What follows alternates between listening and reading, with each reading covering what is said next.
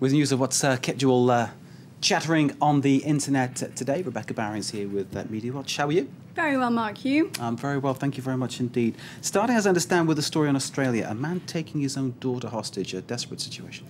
A very bizarre story, Mark. Let's go straight to the computer and have a look at how the Australian media were reporting this today. It was a siege of about 11 hours and a 52-year-old man holding his daughter of 12 years hostage in the Parramatta suburb of Sydney, which is in the west of the Australian, well, not the Australian capital, the big Australian city. And it's a really odd situation that people are having difficulty sort of reporting on because there's a lot of false information at the beginning. He was saying that there was a bomb in his backpack, and this was in a building as sort of legal chambers.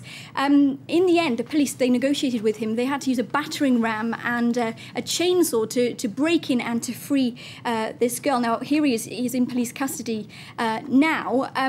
But apparently he raised demands. We have very little information on what those demands might have been. The girl is apparently holding up quite well after her ordeal. But there are some very strange pictures also that have been coming out of this that we'll take a look at in a moment. So, why did he do this? Why did he go into these chambers? What caused him to lose it, as it were? And why take his own daughter hostage? Well, there's a bit of information that comes from the Sydney Morning Herald, who's spoken to one of the clerks in the office, saying that he came in demanding to speak to somebody. Apparently, he was supposed to appear in court today. He couldn't find the person that he wanted, and he just snapped. So clearly, a man under pressure. Now, a good way to follow a story of this nature, of course, is to go to Twitter, although there has been some misinformation. So let's have a look at how Twitter reported the event.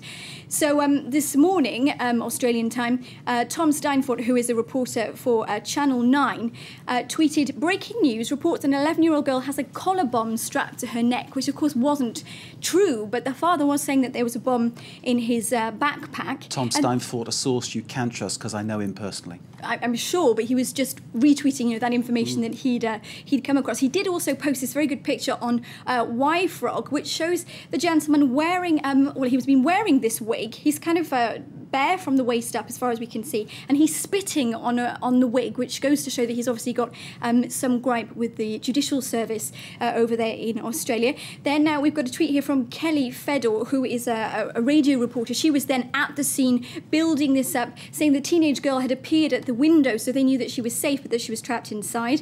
We had some tweets from lawyers worried about what had happened, saying we hope for the speedy recovery of all involved, including the innocent child. So there's been quite a range of tweets, and there's also some funny commentary, it has to be said as well, Mark. One criminology student saying, tomorrow someone will hold up a service station with a gavel.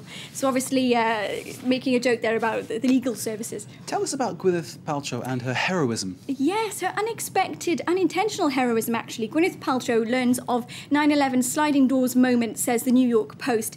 She's a top-paid actress, a yummy mummy, and she's also a heroism, an accidental heroine. At 9/11, that morning, she was driving back from a very early yoga lesson, and she actually had a bit of a standoff in the street with a young woman who was trying to cross the road, who was jaywalking, and they played a game of chicken, who's going to go first, and consequently the young woman was delayed. Here she is, a photo of her, Lara Lundstrom Clark, and she worked on the 77th floor of one of the towers in the Twin Tower building, and consequently she was late for work. She missed her train. She arrived just as the plane hit the World Trade Center, the very first one. She lost 4 of her colleagues, but she was saved, and she attributes that so the jaywalking saved her life. Yes, but also because Gwyneth Paltrow must have been quite zen after her lesson. She wasn't going to charge along the street. She was going to make this young girl wait, and so she called it her sliding doors moment, referring back to the film she made in 1998, you remember, Mark, where it's a question of destiny. Whichever train you get on takes you down a different path in life.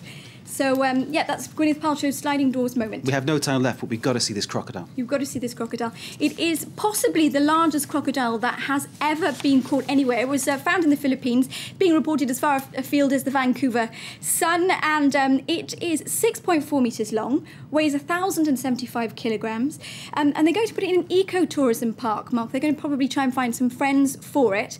And this video you're watching here was uploaded to YouTube. Apparently about 100 people needed to drag it out of the river and get it into a truck. 6.4 metres long, so he would be bigger than this entire studio table we have in front of us. Certainly much bigger than us, Mark. OK, Rebecca, thank you very much indeed. That was Rebecca Barry with Media Watch.